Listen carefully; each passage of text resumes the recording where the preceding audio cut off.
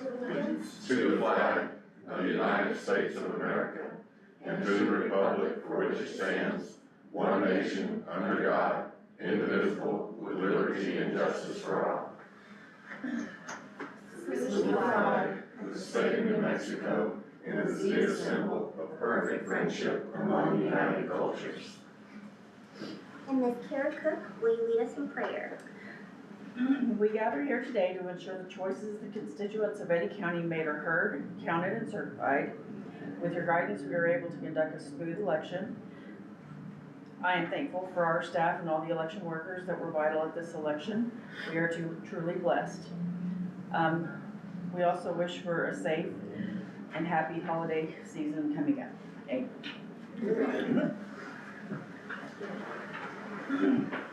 Welcome everybody to our special meeting today. We will first open up the meeting for any public comments or announcements. Okay, seeing none, we will go ahead and move into our agenda item 3, approve and certify canvass of 2025 regular local election held on November 4th. Madam Chairwoman and Commissioners, we have the certification of the 2025 regular local election. As you can tell in the packets, we had a voter turnout of 5,156 voters. We have over 35,000 registered voters in Eddy County, so about 14%. That's better, right? What was the amount that was not eligible to vote though because these were city elections in the county? They still would have had soil and water on their, Okay. and they could have still also had a school board position. So everyone was eligible to vote. Okay. And I just asked that you guys certify the results this morning. Anybody have any questions? I'll make a motion to approve and certify the canvass of the 2025 regular local election. Second. Motion and a second, please call for the vote. Bowen, Yes. Carlson, Yes. Trost, Yes. Klein? Yes. Cordova? Yes. And I have the certification for everyone to sign.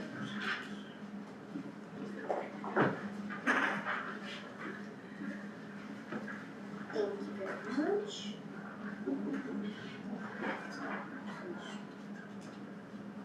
And to the best of your knowledge, I mean, compared to like last, So in 2023, we had a voter turnout of 5,463. Consistent if nothing else. Yeah. Still pathetic. It really is. Say it was good or just said it's consistent. I don't know, I mean, everyone did a fantastic job. Savannah did some great posts on our social media sites and everything. I did get a lot of compliments from other clerks about it. You know, we just really try to let them know that this is all local, so it's very important to get out there and vote. But Statewide, is it kind of the same thing though for these local elections, is the voter turnout? yeah, I think so. I mean, you know, you consider in 2023, we had a city of Carlsbad mayor race, so.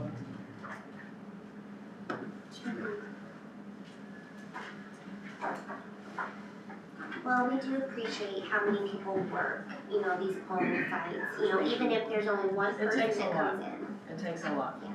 We have a lot of different departments that help us out. The road department, they have a couple of guys that help us deliver all the election day stuff. We have a great finance department, IT department that posts election results on election night on the county Facebook. Sheriff's Department offers a deputy to be a runner for the absentee ballots in Artesia. So it takes a lot of different departments, and I'm very blessed to have the help of everyone. And you guys do a great job. The county pulls together everybody it takes to do that. And it's just, it hurts my heart that all of it is for 14%. That Yeah. only 14% shows up and does what they're supposed to do. 14% vote? Out of the registered voters. Yeah. Not very good. We, throughout southeast New Mexico, it's only an average of 40% are voting, people are voting, so. Well, When you figure that we're about 17% of the overall state vote, 40% of 17 is only about 8%. well, we do want to congratulate all of the winners in this election, and we look forward to working with them moving forward. So again, thanks to everybody who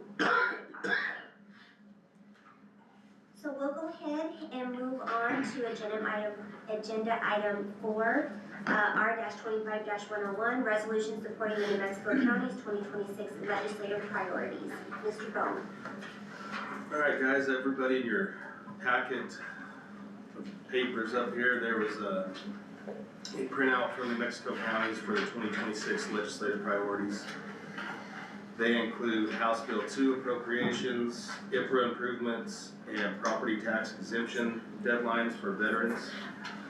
These were discussed with all 33 counties, and it was pretty unanimous with the votes from each member of New Mexico counties that this is where on a whole, where our priorities were going into this legislative session. So New Mexico counties will really push these during the upcoming short session and try to show a unified front that has all of New Mexico aligned and help to get some of these priorities passed in the upcoming sessions. Is there any questions on that? No. It's, Ernie can attest to this, you have throughout the meeting, you have a lot of discussion, a lot of topics are brought up. There's, 20, 30 different topics that are brought up. And at the end, after each one has been laid out, a member from each county is given little post-its to put in to put underneath the items that they feel are the most appropriate or important to their community.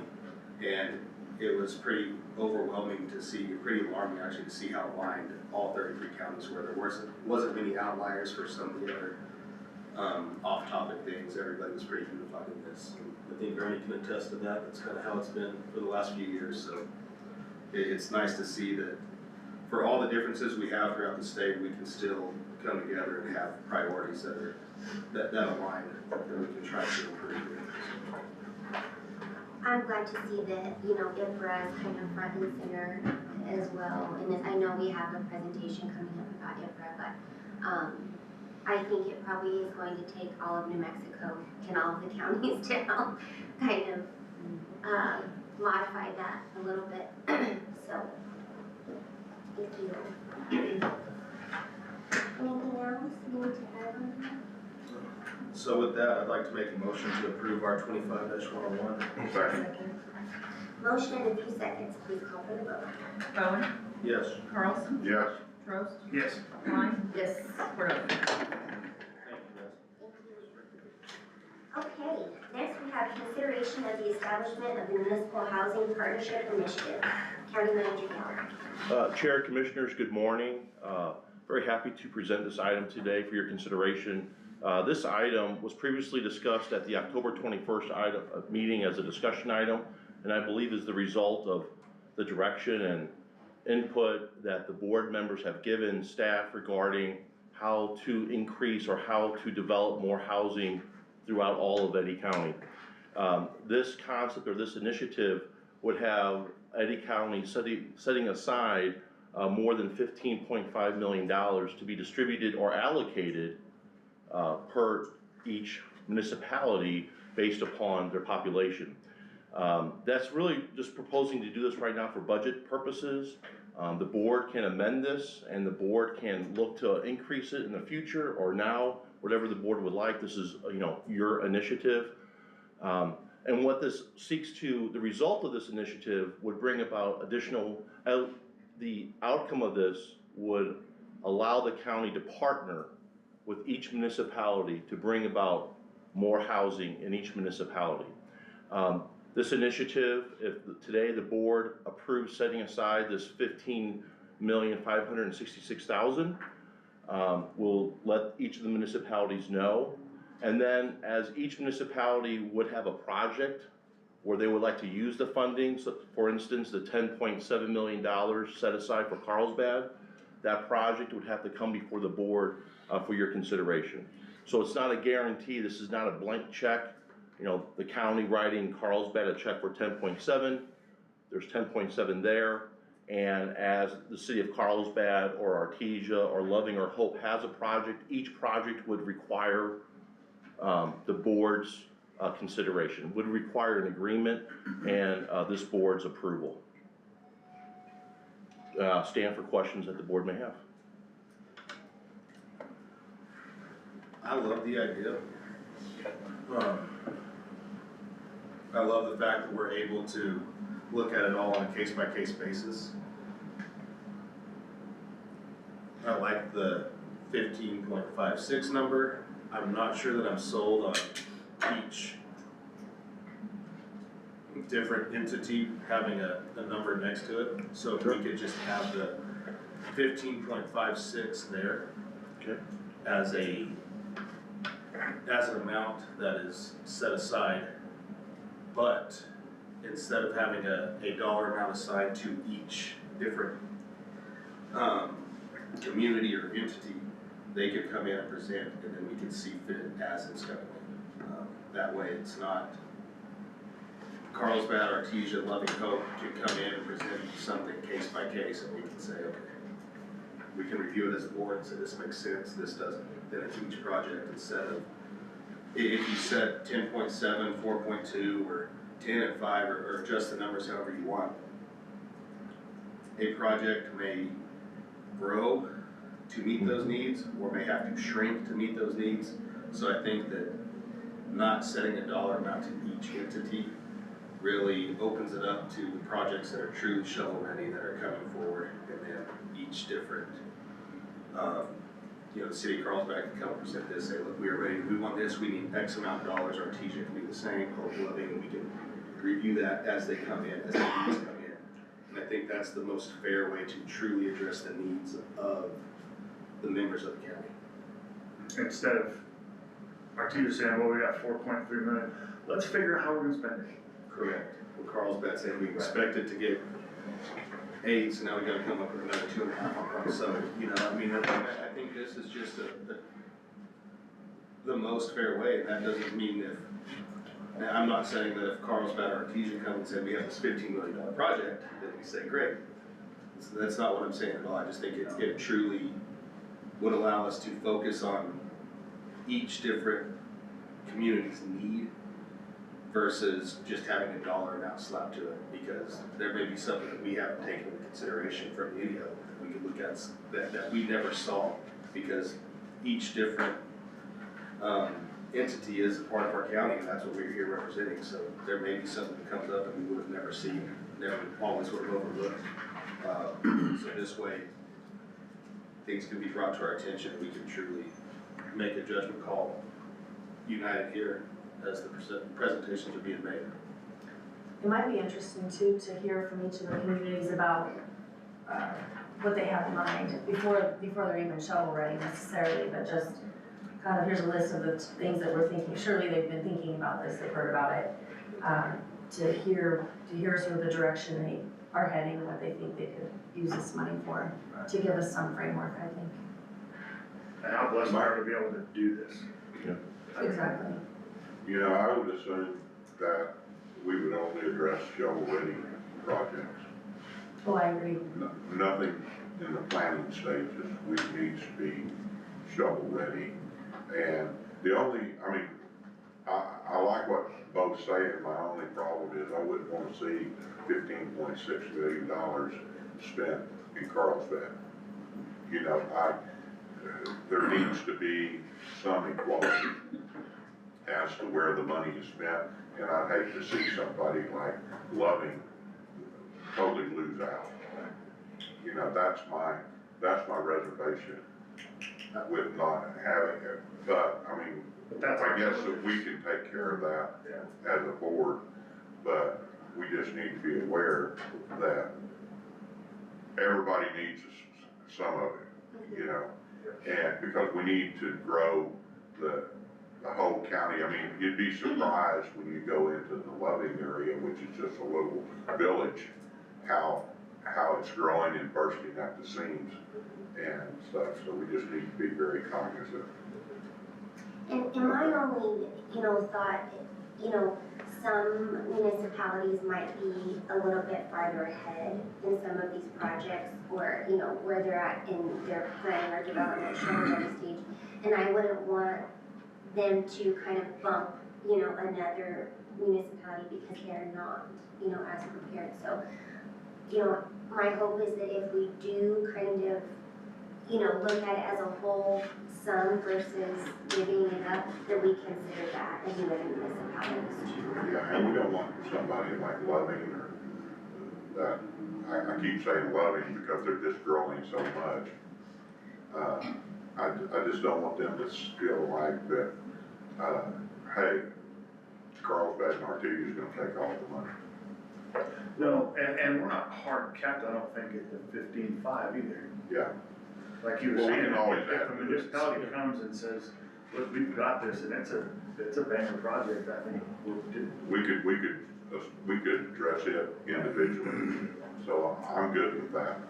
Ernie, just to kind of go off what you're saying, I think that honestly, this proposal could do more for places like Loving. That's kind of what I was targeting there in divvying it up, looking at it from this direction, because right now, of the 15.56, that works out to be right at 2.6%, 2.8%, somewhere in there. And I totally agree, They because it can- works the other way too. Correct. We might be able to allocate more to the Loving area 100%. by, and so I'm not against what you're saying, I'm just saying that as we as a board, as we have to address each project, we need to look and make sure, one, that the shovel ready is not a planning thing, and two, that we look at the little communities as well as the big communities. Absolutely. And I'd like all the communities to have a little skin in the game too, this isn't Yeah.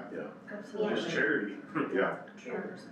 so, I mean, enough skin to have the plans and have everything in place where they put a little up to get everything, okay, if you have funding tomorrow, you're turning dirt the day after. yeah. Well, And so I would make a motion that we approve based on looking at it as a whole rather than allocated individually amounts to each community. So I would make that motion. To just omit the individual dollar amounts. Yeah, nix the individual dollar amounts and let's look at it as a whole with the consideration of the board, knowing that we're gonna do shovel ready and allocate based on need rather than on A second size. okay, motion is second, please call for the vote. Bowen, Yes. Carlson, Yes. Trost, Yes. Klein, Abstain. Cordova. Yes, Very good. Commissioners, I'll share this information with each of the municipalities, and I'm pretty sure you all will be hearing some proposals pretty soon from a handful of them. Thank you. okay. Next we have, IT Director Jason Flores for IT Steering Committee formation.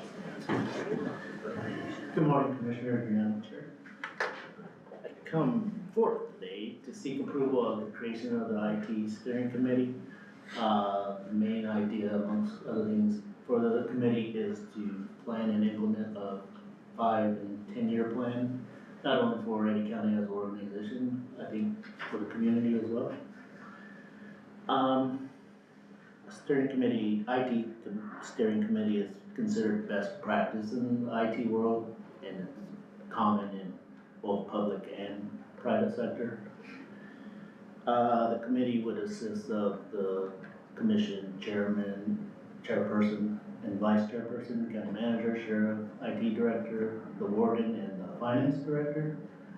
and would meet as determined by the committee itself. I was thinking that at most quarterly, maybe 6 months. With that, I'll stand for any questions. I think it's a great idea. I think, especially nowadays with all of these advancements and negative advancements as well. Yeah. Yeah, I think it's wonderful. I'm happy to be part of it. It also has kind of like a check and balances thing. Absolutely. The only thing that I would like to say is, if we're gonna have a steering committee for IT, we need to have knowledgeable people on that steering committee. I mean, somebody like me, you wouldn't want me on the steering committee.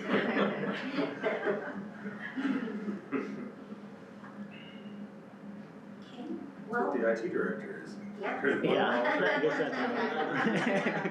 There's one qualified. Well, I mean, the idea is to have the stakeholders involved as well.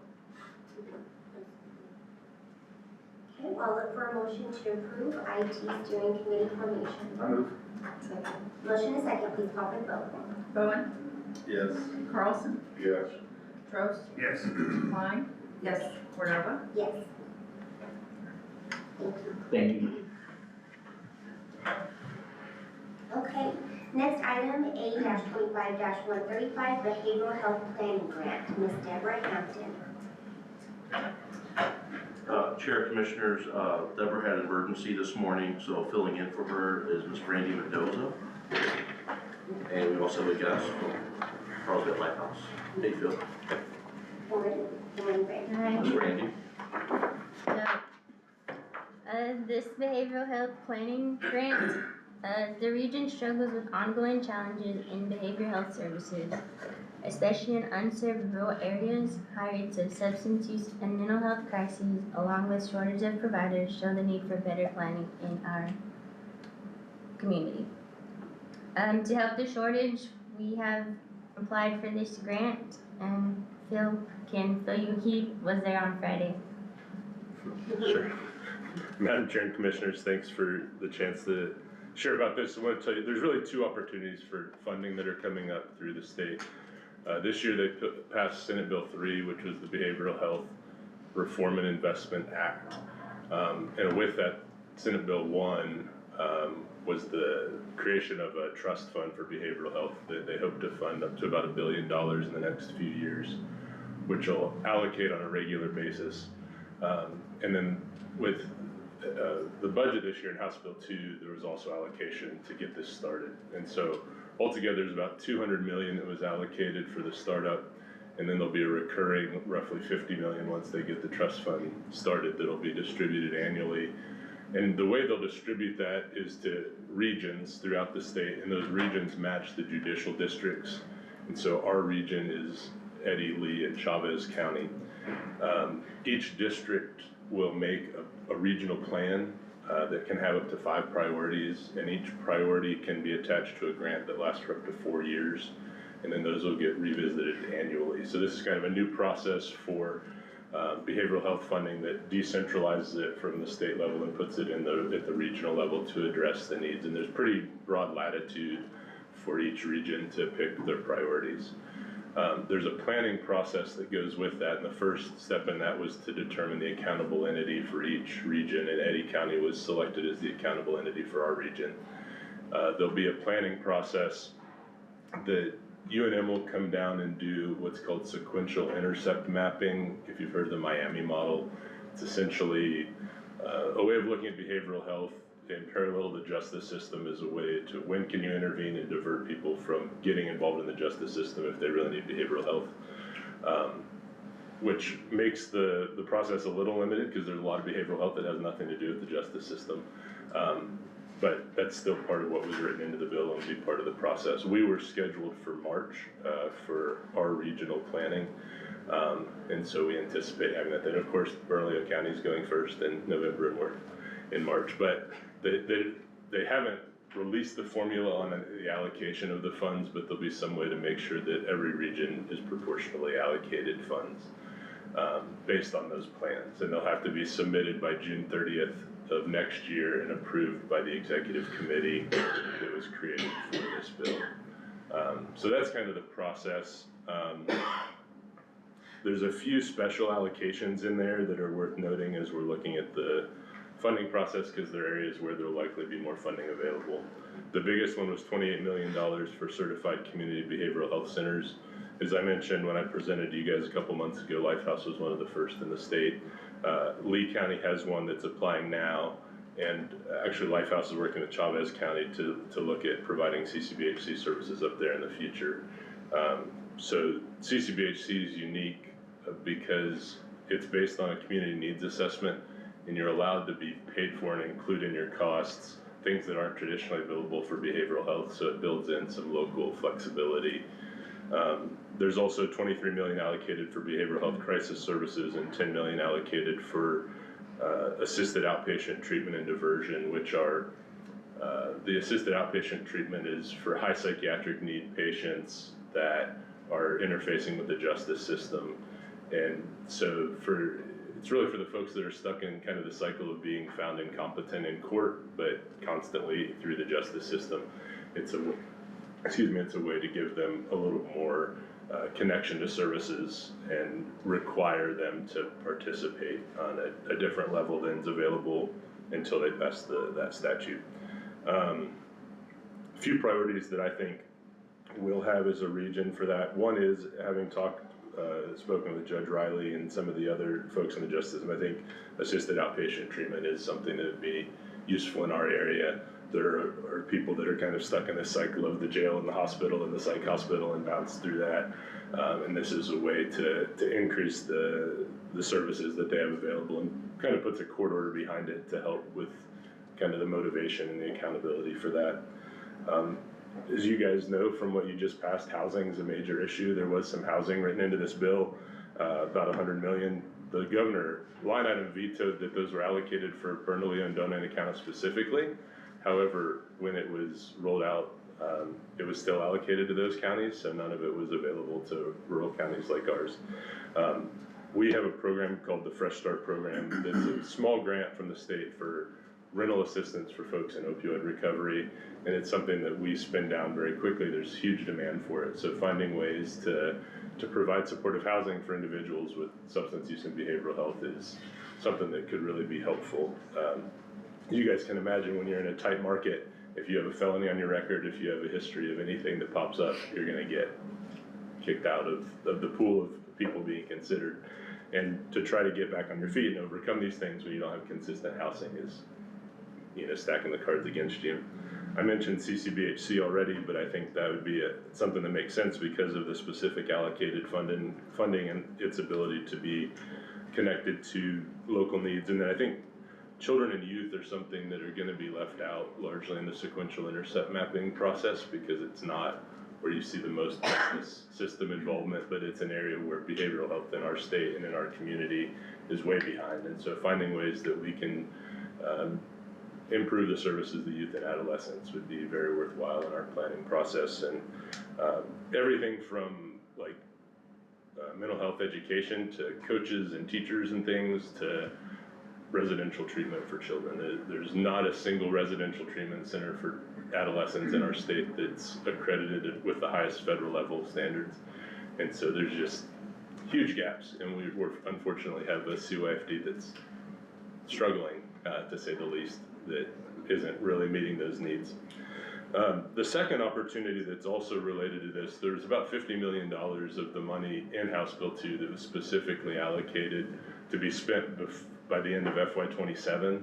There's also significant pressure from the legislature and providers like myself for them to get some of this money out the door, because the process they created makes it take 18 months after allocating all this money. And so the committee has put out some money, about $26 million, that can be accessed much more quickly, up to $2 million per region, and it has to be in one of 4 critical access areas. So the residential treatment, crisis services, medication-assisted treatment for justice-involved individuals, and perinatal and prenatal substance use disorder treatment.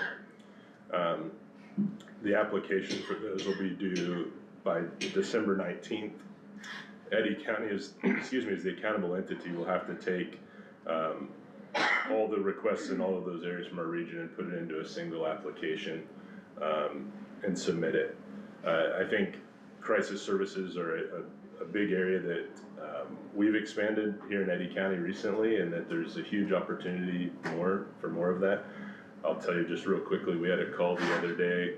Our crisis team got called out by the Carlsbad Police Department. There was a guy that said that the FBI had called him and told him he needed to buy a gun and hurt people, which obviously is a delusional person. And instead of someone, I mean, this could have ended up with someone being dead, certainly someone being in jail historically. They identified that maybe the crisis team could come out and help. We were able to get the guy treatment and into Sunrise. He didn't end up in jail, he didn't end up hurt, nobody ended up hurt. And we're able to continue engaging him in treatment. And so this is what crisis services can do that takes a burden off of everyone.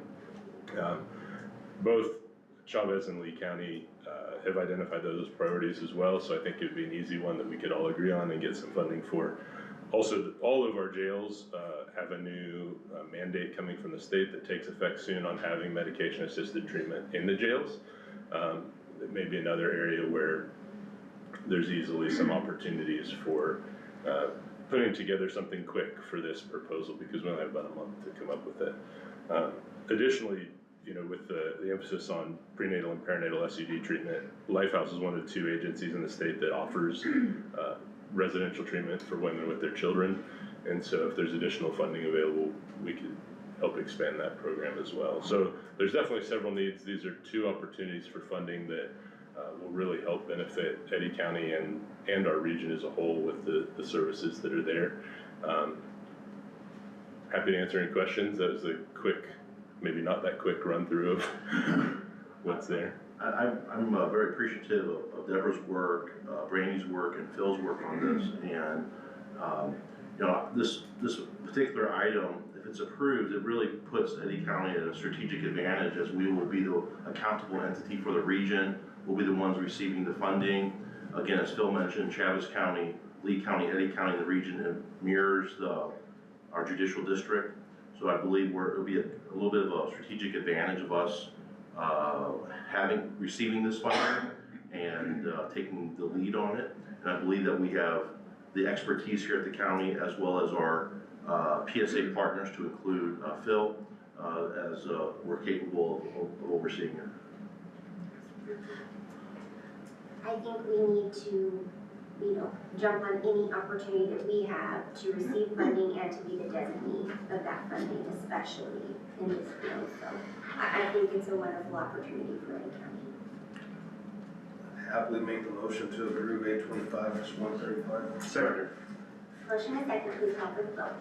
Bowen, Yes. Carlson, Yes. Trost, Yes. Klein, Yes. Yes. Cordova. Thank you. Phil. Thanks, Phil. Appreciate it. Thanks, Thank you, Randy.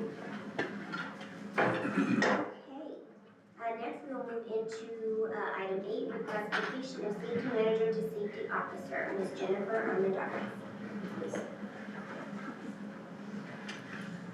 Good morning, Madam Chair, Commissioners. Good morning. So me and Jennifer are working together, and we're wanting to request reclassification of the safety manager back down to the safety officer. We had the safety officer previously, and then they reclassified it to manager, so now she can tell you a little bit about why she needs that. So we just recently, as of May, had an organizational change in our department. So we took over safety and risk management, so that is now under OEM. And in the past few months, we've recognized that there needs to be additional support out in the field rather than the manager position. So this position will be actually going into departments and doing inspections and safety walkthroughs and arranging for training out for the equipment, like with roads. So working more so with the department's hands-on. I think it's a great idea. Yeah, me too. I like anybody that's gonna get out in the field, so I make a motion, we approve. Motion and second, please call for the vote. Bowen, Yes. Carlson, Yes. Trost, Yes. Klein, Yes. Cordova. Thank you. Okay, now we move into request to reclassify 2 existing IPRA administrative coordinator positions from grade 68 hourly to 2 grade 79 salary roles titled senior IPRA administrator, Ms. Adrian Jones and Anna Buck. Me. So me and Adrian and Mike have been working together on this for the IPRA coordinators. They're requesting to reclassify from the IPRA administrative coordinator up to senior administrative coordinators. The duties have changed, and so it's become a lot more than what it initially was, so I'll let Ms. Adrian elaborate on that. Good morning, Madam Chairwoman and Commissioners. So I've got a little handout in front of you, and it looks like this. And as indicated on that handout, over the past 5 years, Eddy County has seen a consistently upward trend in the number of records requests received per year and in the number of administrative hours that have been required by IPRA personnel to respond to those records requests. We've seen a 218% increase over the past 5 years in the number of requests received, and we've seen a 919% increase in the number of IPRA administrative personnel hours worked. But these numbers alone really don't tell the whole story, because not only has the volume of IPRA requests and the amount of time that's required to work those requests increased, but truly the complexity of doing this work and the risk involved for the organization on behalf of whoever's leading that administrative role, that has increased, the complexity and the risk. And requesters now, as you all know, routinely exploit IPRA to pursue litigation for the purpose of their own financial gain. Requesters also now utilize IPRA to obtain fodder for social media smear campaigns.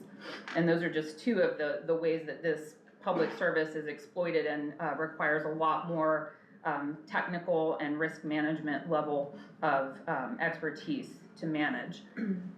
Also, a significant change in Eddy County's sort of IPRA processing protocols. Since August of 2023, when the county relieved its county attorney and his paralegal of the unsustainable burden of serving as the county's final review on all IPRA requested records prior to their release, this very profound and important responsibility has been borne exclusively by the IPRA administrative staff in the county manager's department. And so increasingly, the county's IPRA administrative coordinators have been asked to serve a critical risk management function within this organization. No longer can the IPRA administrative coordinator simply oversee and guide the daily work of processing IPRA requests across all county offices and departments, which was sort of the original conception of the IPRA administrative coordinator role. But instead, the role of the county's IPRA admins increasingly requires an emphasis on strategic leadership and subject matter expertise. The county's 2 IPRA administrative coordinators are now writing and preparing to train all organizational stakeholders on policies and procedures pertaining to IPRA and the creation of public records. They will assume, as of our December trainings that we have scheduled countywide, these 2 individuals will assume responsibility for training new hires and providing annual county-wide refresher training on all of these policies. Our IPRA administrative coordinators currently liaison directly with the leaders in each county office and department, providing direction and guidance on responding to IPRA requests. They now also liaison directly with the county attorney and the IPRA contract attorney. Our IPRA administrative coordinators are now expected to define, communicate, and innovate the best practices by which the county conducts the work of responding to IPRA requests, with the overall goal of helping us work smarter and not just harder in the face of an ever-growing IPRA burden. So given the increase in what is expected of the county's IPRA administrative coordinators, and given the profound impact of the critical role they now play in the county's risk resilience, we believe it is appropriate to reclassify these 2 positions from hourly to salary, to change their title from IPRA Administrative Coordinator to Senior IPRA Administrator, and to adjust the compensation for this role to more accurately reflect the scope and magnitude of the duties this role now carries. The request is budgeted and will be covered using salary savings in the current fiscal year with a current fiscal year impact of $32,000. And the annual financial impact of this reclassification, including both the positions, would be $52,000. And with that, I'll gladly stand for any questions.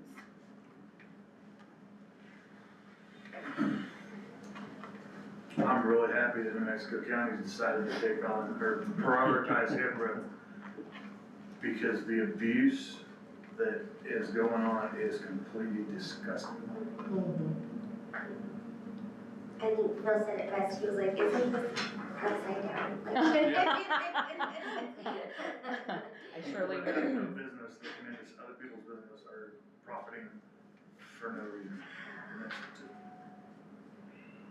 Well, and you know, and we can't even imagine what it's like, you know, for you guys, and to have to go through this. I mean, I know how upsetting it is just looking, you know, on the outside. I can't imagine being the one doing the work, having to answer these requests for somebody, knowing that it's going to be used for poor purposes, you know?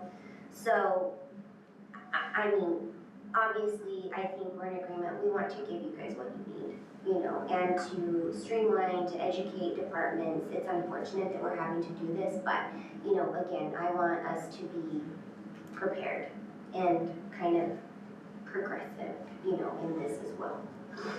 What does it move their annual salary up? So right now, they're in the range of, 57,000 to all the way up to 73 and change. And this reclass would go from a hiring range of 75,000 to 82.9, and then a full range of 75,000 to 96. So, and based on the current finances for next fiscal year, for the full year, the total impact, including benefits, would be around 52,000 for the county, and that's for both positions, 52,000. And so they're making about 75 right now, 73. Right now, they're making between 65 and 68, I would say. Okay. Yeah. And that would move them up to They would both be at an 80, about 80, at 80,000. and salaried rather than hourly. Okay. And you And said, right now they qualify for overtime. That's right, sir. Yes, they do. And how much overtime do they usually get? It varies per position, and I would say that one of the two, you might have 10 to 12 hours overtime per pay period. It's a 2-week pay period. So really, we may be saving money. In the long run, it could be, and also one of the things that Ms. Anna brought up when Mike and I went to her to talk about this is that per FLSA, if you are in a position where you are expected to be a subject matter expert and to make very high-risk decisions for the organization, it's more appropriate to classify that as a salary. So that was kind of our main thrust, but it could result in cost savings as well. Beyond that, you said there was a third, there's a little bit of savings there because of this third position. Do you foresee filling that position eventually or in the next fiscal year? And I'm glad you asked about that, Madam Commissioner Klein. So this fiscal year, we definitely won't.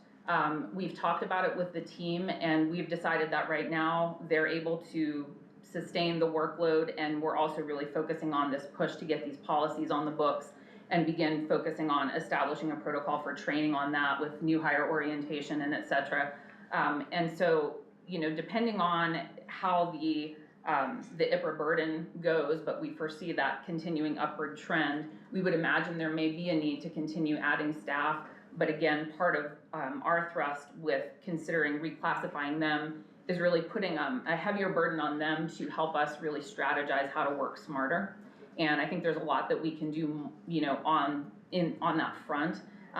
However, if we do add staff in the future, which, you know, we would of course ask for your approval on and want to build into budgets, I could foresee a situation where these two individuals that are currently working so well together as leaders in this space could, you know, be above, and that we could bring on someone as an IPRA administrative coordinator below that could help do that more of that daily management.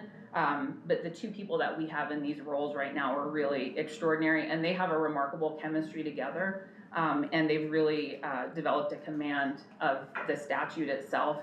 And they've built the trust of the county leaders, and I think we can really capitalize on that with them. But if we add somebody, I would imagine them being at a lower pay grade. Adrian, can you give a round number of what we are spending as a county annually on IPRA-related positions, tasks, everything, just an approximate number? I would say, so if we say on average 65 to 67,000 for our 2 IPRA administrative coordinators, you've got 2 digital records coordinators at SO that are maybe making around 63,000 a year. That's not the cost to the county with benefits, but salary. You've got 2 record staff at the SO that handle not the digital, but all the other records. And then you have the software we pay right now around $35,000 a year for our Next Request software. And then, if you really start to factor in, and this is one of our challenges, is capturing the amount of labor time that goes into this. If you think about how much we lean on UCAS for these more complex questions, personnel records being IPRA, we've got our IPRA contract attorney right now, $60,000, up to professional services contract. And then you've got people across all departments and offices that we have to rely on to be the custodians of their records. It's really hard to capture that dollar amount. So, the reason that I was asking, just wanted to have an approximate number, because I would venture to say it's safe to say that we're right around 7 figures that we're spending annually as a county for IPRA-related tasks. IPRA in its original intent was great. And I think that we can all agree that transparency in government is paramount. Nobody can trust a government that they can't feel like they truly know the whole picture. I feel like here we've been pretty good. As a board, I feel we've been pretty good. I feel as a county overall, we've been pretty good at being open and forthcoming with this. It's just truly sad that we went from, this is my 3rd year here, we have grown to an entire department of IPRA staff. We're getting these requests more and more and more. It's becoming more and more laborious. We're having more and more legal fees that go along with it. It's really sad that this much of our tax dollars are going to remedy this. And I think it's a very, very sad situation that we're in. What's been exploited, Yes. for the negative. And I think that, and you all have been very vocal at the state level, and I know you're gonna continue to be, and I think that if more New Mexico taxpayers understood the extent to which people who do not pay taxes in this state are not only gumming up county resources paid by taxpayer dollars to do this work, but they're some of the biggest exploiters of IPRA for monetization purposes, whether that's clickbait for YouTube of videos of young women being arrested for drunken disorderly charges, or whether it's other things that they are obtaining and then picking apart to pursue frivolous lawsuits.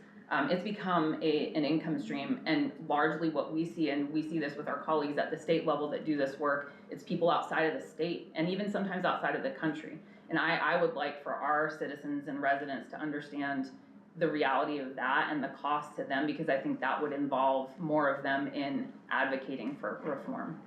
Do you keep track of repeat requesters and how many requests you get from out of state or out of country? Yes, and we can run all of those metrics through our Next Request portal. It has a lot of really good reporting software, but some things it's not hard to keep track of because it's traumatically burned on our psyches, to be frank. But yeah, there are plenty of ways that we can run reports to provide that data and to really demonstrate. Like we could run reports to show how many in-state people, and then we could also divide it out by the broad and burdensome versus just the standard. You have people that just need their crash report for their insurance, right? Stuff like that, right? And then you have whole other categories that it's now become. Can that be public? Anyway, Yeah. I'd like to I make a motion that we approve the salaries. Get back to work, yeah. Yeah. I second. Motion is second, please call for the vote. Bowen, Yes. Carlson, Yes. Trost, Yes. Klein, Yes. Cordova. Yes, Thank you very much. thank you, ladies. Okay, Somebody asked for it, you have to give. Talking about an accident report? No, No, the the request, user- the demographics or The the request detailed. Do that. And it's, I mean, and it could be public information. like we put that on the county website? We sure could do it. She could gather Seems it up. like it would be useful to New Yeah. Mexico counties. IPRA requests are IPRA. Yeah. We have that happen. Yeah, can we IPRA the IPRA?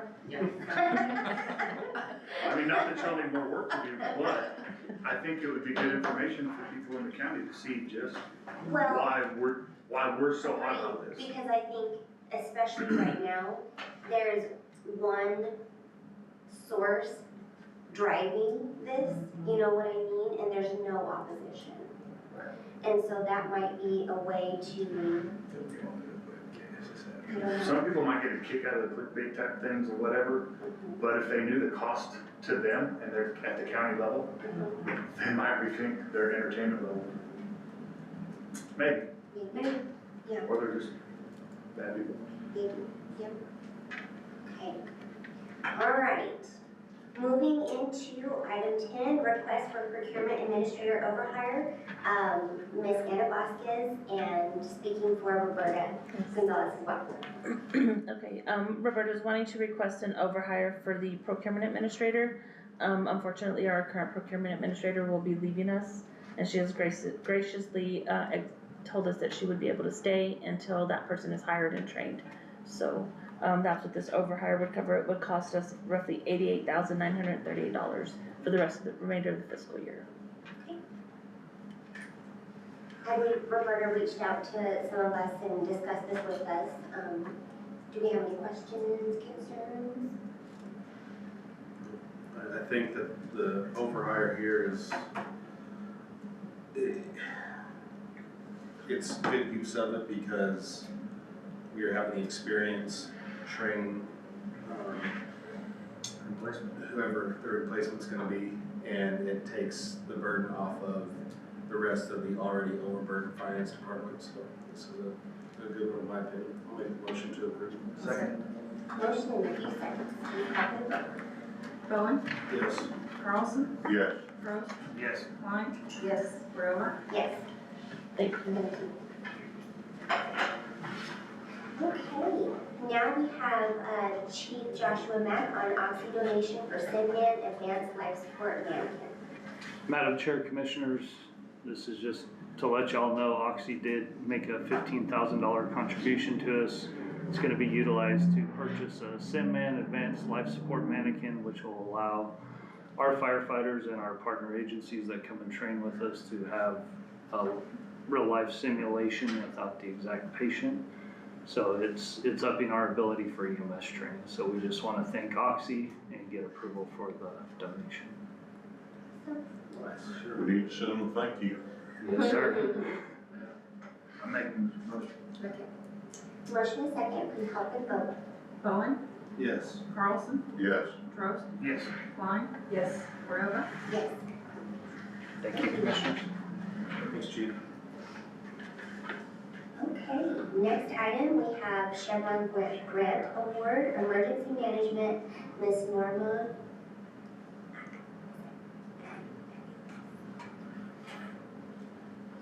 Sorry, I didn't know this was gonna be on the agenda. You look just like Jennifer. I'm not Norma though. I wasn't prepared for this one, I apologize. But just like Josh was saying, we did get a grant from Chevron, and it's gonna be in addition to the grant that we had already gotten, and just for more safety equipment and for first responders. So we're very grateful to Chevron and all the partners. Okay, have a motion to approve? Yes. Second. Motion is second, please call for the vote. Bowen, Yes. Carlson, Yes. Trost, Yes. Klein, Yes. Cordova. Yes. Thank you. And we have a third Chevron grant award, Eddie County Fire and Rescue. Chief Mack. Madam Chair, Commissioners, so Chevron gave us a donation of $62,500 through their grant program. We are utilizing this to buy a new higher powered generator for our fire prevention trailer that was allocated through donation from Chevron and capital outlay. So that way it can be more quiet, be kept near the trailer versus what we're currently using because we attend a lot of events with it. And then we're gonna use it to purchase public education material and then to also help fund our free smoke detector and fire extinguisher program that we get a lot of requests on. And then we're purchasing swiftwater rescue equipment kits for our newly trained personnel. So I'll stand for any questions. We're very grateful Yes, ma'am. for all the donations and, glad to see that it's going to be put to good use. With that, I will look for a motion to approve. Motion and a second. Please call the vote. Bowen, Yes. Carlson, Yes. Trost, Yes. Klein, Yes. Cordova.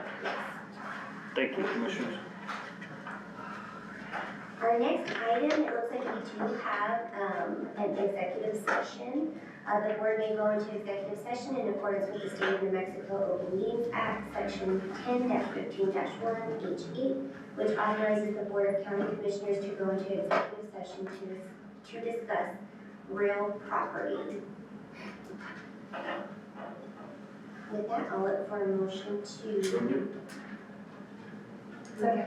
Motion is second, please call for the Who vote. made the motion? Yes. Bowen, Yes. Carlson, Yes. Trost, Yes. Klein, Yes. Cordova. Yes. Thank you. How long do you guys think? 30 minutes. 30 minutes? Maybe we will, 30. I'm optimistic. Okay. I like your attitude. All right. We will reconvene in 30 minutes.